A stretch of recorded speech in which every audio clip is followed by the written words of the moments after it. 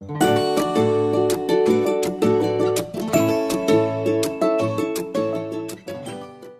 mga ka-crafters! Today gagawa tayo ng isa sa mga orders at niline up natin for today ay sublimation mugs. I-layout natin today sa Canva yung design na gusto ni client. So kahapon pinapili ko sila kung ano yung gusto nilang design and then nakapili sila. Medyo may inayos lang ako na fonts and color. Gumawa lang ako ng tutorial dito sa Canva kung paano i-download ang image na naka-transparent. So kailangan ma-select mo si PNG, and then tick mo yung transparent background, and then download. That's it. Ito yung workstation ko. Kapag nagpi-print out ako. Ito yung kailangan kong i-print out sa isang buong A4. Pakita ko lang sa inyo. And then yung settings, pakita ko sa inyo. Ito yung printer ko ng Sabli. And then, sinet ko siya as Epson matte para sa papel na ang tingin ko is matte ang texture.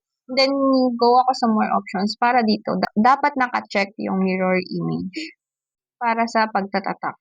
So, print na natin. Tara, mag-cut na tayo.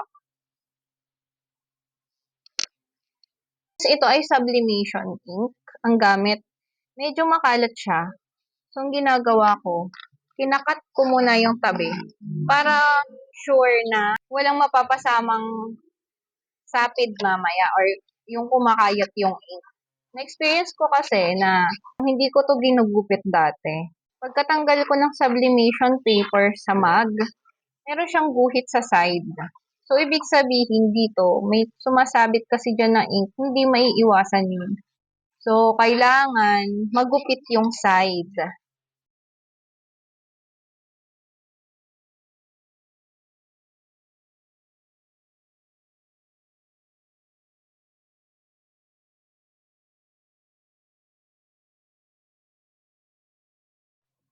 So, nagpasabay na nga din ako dito ng tape. Yung ganitong klaseng tape ay ginagamit sa sublimation dahil hindi siya nasusunog. Pag gumamit ka dito ng regular tape like this, yung mga scotch tape, masusunog siya. Tape natin para lang talaga sa subli. So, ito yung gagamitin natin. Ayan, ready na tayong magdikit ng mga subli paper sa ating items. Ready natin sa mga plastic kasi lahat yan nakaganito. Siya. Kasi baka mamaya maibigay natin may basag pala. Check tayo talaga ng quality. So, ganito lang siya.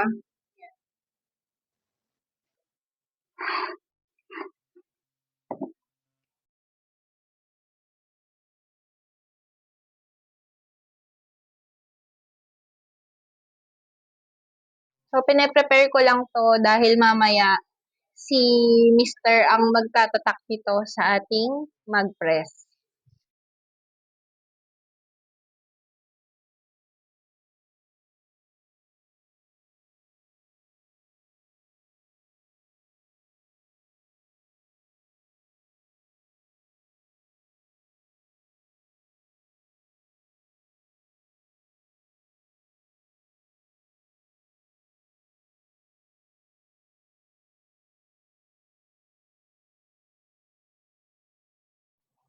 Ayan. Na-ready na.